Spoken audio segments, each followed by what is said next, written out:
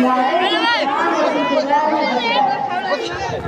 बात है ज़ेबा, आज तुम्हारा चेहरा गुस्से से क्यों इतना खिलखिला रहा है? ऐसा लग रहा है कि तुम्हारे ऊपर बहुत बड़ी मुसीबत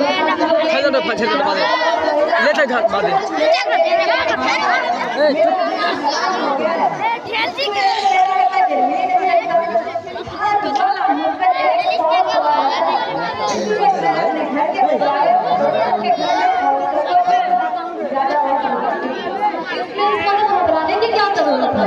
3 बार ऐसे बढ़कर पानी में दम करके आसमानों के सारे घर में छिड़क दो, इंशाअल्लाह तुम्हारे घर के सारे भूत जिन्नात और चुड़ैल जल जाएंगे। अरे बेवकूफ, मैं मुझे चुड़ैल की बात नहीं कह रही हूँ जो जलकर हमेशा आसमान में रहती है, बल्कि मैं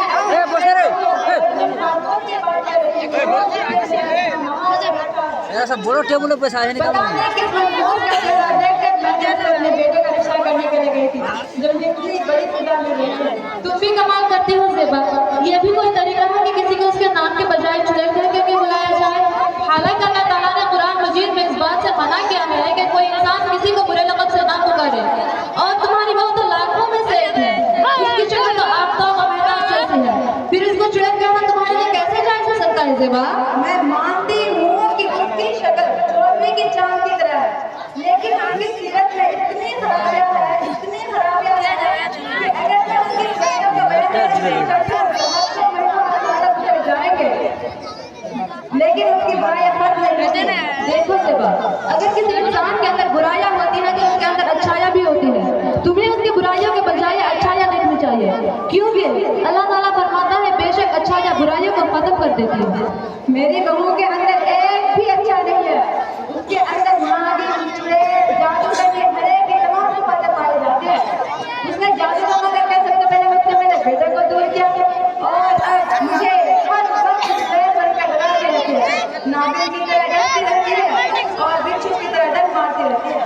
मैं तुम्हारी बहू को अच्छी तरह जानती हूँ, मैंने उसके अंदर ऐसी कोई जैसे तुम उसके इतने अच्छे नाम से पुकार रही हो। अच्छा, तुम मुझे एक बात बता, तुमने कैसे महसूस किया कि तुम्हारे बहू ने तुम्हारे बेटे को तुमसे अलग कर दिया है? क्या तुम्हारा बेटा तुमसे अलग घर में रहता है, तुमसे बातचीत नहीं करता है? वो इन तीनों में से कोई भी बात नहीं, मेरा बेटा मेरे साथ ही रहता है। मुझे बात किए बगैर ना उसका दिन शुरू होता है और ना रात, लेकिन शादी के बाद उसकी एक आदत बदल गई। तो शादी से पहले हर महीने की 1 तारीख को मुझे अपनी पूरी तनख्वाह दे देता था, लेकिन जब से उसकी शादी हुई है वो मुझे हर महीने अपनी आधी तनख्वाह देता है और आधी तनख्वाह नागिन और चुड़ैल देती है। अरे तुम्हारी बातें सुनकर मुझे लगता है कि तुम एक बेवकूफ और जाहिल औरत हो। क्या तुमने आप सल्लल्लाहु अलैहि वसल्लम का ये फरमान नहीं सुना है कि शौहर के लिए जरूरी है कि वो अपनी बीवी को वही खिलाए जो वो खुद खाता है और उसी कीमत का कपड़ा पहनाए जिसके मन का कपड़ा वो पहनता है। याद रखो ज़ेबा कि जिस तरह तुम्हारे बेटे पर तुम्हारा हक है उसी तरह तुम्हारे बेटे पर उसकी बीवी का भी हक है, लिहाजा तुम्हें तो खुश होना चाहिए कि तुम्हारे बेटा तुमसे हकूक अदा कर रहा है, लेकिन तुम अपने बेटे और बहू की तारीफ करने के बजाय उसकी बुराई में लगी हुई हो, हालांकि उसमें तेरी बहू की कोई गलती या कसूर नहीं है। अरे तुम तो मेरी बहू की इस तरह तारीफ कर रही हो जैसे तुम्हारी गई हो। सच सच बताओ अमीरा, मेरी चुड़ैल बहू से तुम्हारा कोई रिश्ता तो नहीं? कहीं तुम रिश्ते के वो आदर्श मेरी बेटी नहीं है, ना ही उससे मेरा कोई रिश्ता है, लेकिन तुम भी वो मेरी बेटी ही की तरह है। मुझे भी अल्लाह ताला ने एक बहू खदीजा खातून और एक बेटी आलिमा खातून से नवाजा है। मैं कभी अपनी बहू को चुड़ैल कह के नहीं बुलाती हूँ, मैं तो उसको अपनी बेटी का दर्जा देती हूँ। जिस तरह मेरी बेटी अगर कोई गलती करती है तो मैं उसे प्यार से समझाती हूँ, उसी तरह मेरी बहू भी अगर कोई गलती करती है तो मैं उसे शफ़क़त और मोहब्बत से समझाती हूँ। और मैं तो अपनी बहू को अल्लाह ताला की तरफ से तोहफा समझती हूँ, इसलिए कि वो आने से पहले घर का सारा काम काज मुझे करना होता था, लेकिन जब से मेरी बहू घर में आई है घर का सारा काम काज वही क्या करती है, और तो और मेरा पैर भी दबा दिया करती है और सब में मालिश भी करती है। तुम्हें दिख रहा है ना?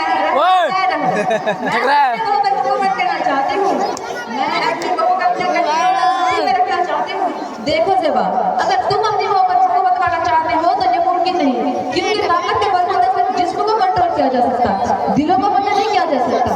और एक बात मजीद याद रखो कि जिस पड़ोसन की बहकाव में आकर तुम अपनी बहू पर जुल्म कर रही हो, तो कल जब तुम कमजोर हो जाओगे तो तुम्हारा सहारा तुम्हारी पड़ोसन नहीं बल्कि तुम्हारी बहू बनेगी और तुम्हारी जरूरतों को तुम्हारी पड़ोसन नहीं बल्कि तुम्हारी बहू पूरी करेगी।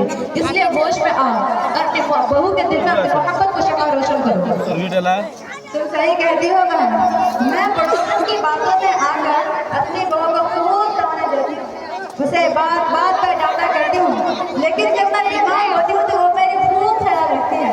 मेरी खिदमत की खातिर वो रात रात करती है।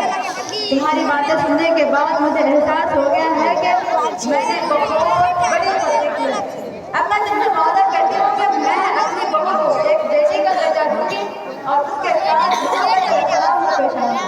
मुझे यकीन है कि जब तुम अपनी बहू को बेटी का दर्जा दोगी और उसके साथ बेटी जैसी मोहब्बत और बेटी जैसा बर्ताव करोगी तो वो भी तुम्हें अपनी माँ का दर्जा देगी। अगर तुम अपनी बहू के साथ हमेशा अच्छे अखलाक से पेश आओगी तो वो भी तुम्हारे अपनी सारी ख्वाहिशात को कुर्बान करके तुम्हें राहत का आराम पहुँचाने की फिक्र करेगी। अगर तुम अपनी बहू की देखभाल करोगी तो वो भी तुम्हारी देखभाल करेगी। अगर तुम अपनी बहू के सुख दुख में शरीक रहोगी तो वो भी तुम्हारे सुख दुख में शरीक होकर तुम्हारा सहारा बनेगी। अगर तुम अपने घर वालों के साथ अच्छे अखलाक और मोहब्बत से पेश आओगी तो वो भी तुम्हारे घर वालों के साथ इज्जत और सम्मान करेगी। ठीक है शाहिदा, मैं तुमसे वादा करती हूँ कि आज से मैं तुम्हारी हर बात पर अमल करूँगी और अपनी बहू को किसी भी किस्म की तकलीफ नहीं दूंगी इंशाअल्लाह।